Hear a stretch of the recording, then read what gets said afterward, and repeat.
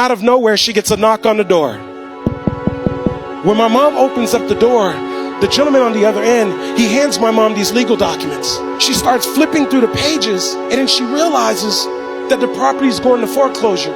She picks up the phone and she calls them up. And she goes, "Hello?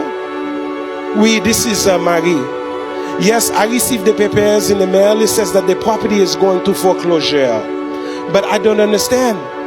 Every month I pay the landlord on time. Every month I pay him. I don't understand why the property is going to foreclosure." The lady on the line could tell that my mom sincerely did not understand what was going on. She said, "Oh, Marie, even though you've been paying the landlord money every single month on time, the landlord has a mortgage. The mortgage is attached to the property. Because of that, the bank has the right to foreclose. And so, ma'am, the property is going to go to foreclosure." And so my mom asked her, "Do you think that maybe I can go to the foreclosure sale? Whoever buys the property, I will be a good tenant for them. I will stay in the property. I will pay them the rent. Please, do you think that they will let me stay?" And you know what the lady told my mom? She said, "Ma'am, it's not even worth you showing up. Whoever buys that property is not going to want to keep your little restaurant in there." So my mom was devastated. She's like, "This is how I take care of my two boys. I got all my life savings into this property." And so about 2 weeks later, my mom says, "You know what? I know that sometimes you don't just have to listen to what people tell you." My mom shows up to the foreclosure sale. She's expecting a room full of investors, but to her surprise, there's only two people there: the auctioneer and the representative from the bank. Now, before my mom could realize what's going on, the auctioneer steps up to the podium. He says, "Ladies and gentlemen, we're about to start the bidding process on 540 West Atlantic Avenue. If you're here to bid on the property, please raise your hand." And so naturally, the representative from the bank is standing over here. She raises her hand.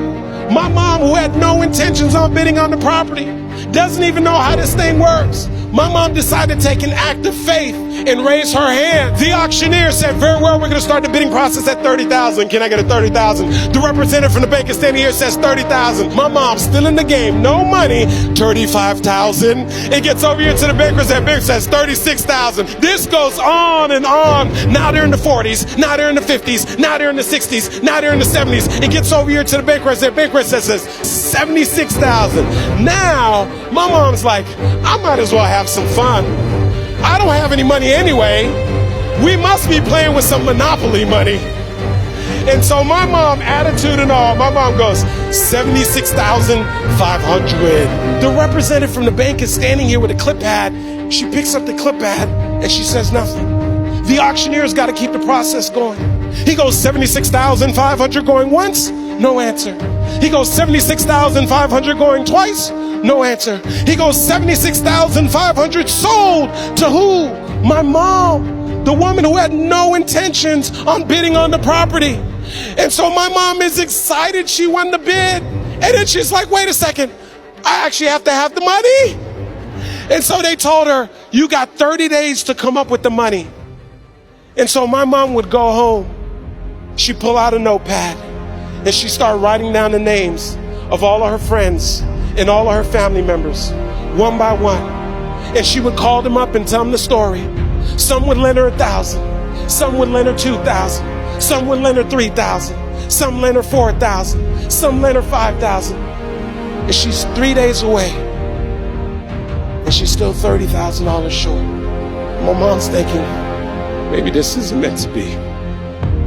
And then her telephone rings. And it's her friend Yvonne's. And when her friend calls her up, my mom says, "Yvonne, no, it's too late.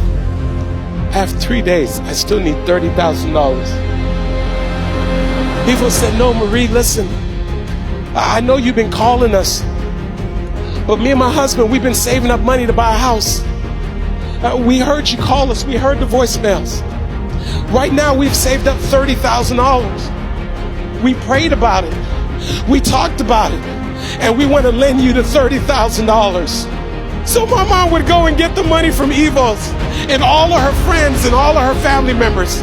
And she would drive over to the bank and get a cashier's check. She would get back in the car, drive up to Palm Beach, look at that big, thick cashier's window with the little hole at the bottom. My mom would probably take that cashier's check and slide it through the little hole. And that day, my mom went from being the tenant to being the landlord, all because she was willing to show up. And so here's what I say to you. There are going to be times that you're going to be wondering, why should I keep showing up and working my business? Why should I keep picking up the phones and making the phone calls? Why should I keep fighting for my goals and fighting for my dreams? And what I want to remind you is that you got to show up for your life regardless of the circumstances. You got to show up in spite of the naysayers. You got to show up in spite of the conversation going on in your mind. You got to show up for your life. Because if you don't,